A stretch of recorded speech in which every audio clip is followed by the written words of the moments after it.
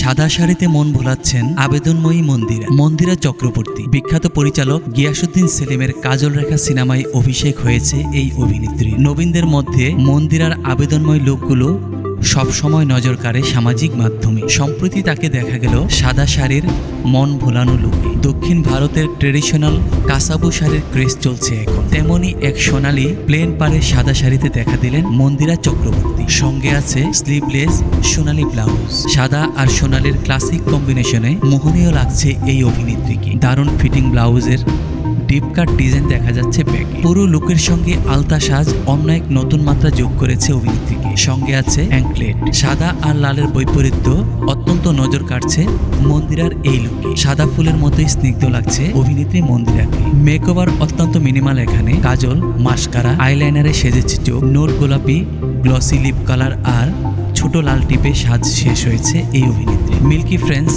মেলিকিওর নজর কাটছে। কানে হুপ, দুল আর আঙ্গুলে আংটি। সাদা হাতে সোনালি বালা আছে শুধু। গলা খালি রেখে ভালো করেছেন মন্দিরা। এই অভিনেত্রীকে গভীর নেকলেনের ব্লাউজ বেশ নজর কাড়েছেন। সেই সঙ্গে খোলা চুলে অত্যন্ত আকর্ষণীয় লাগছে মন্দিরাকে।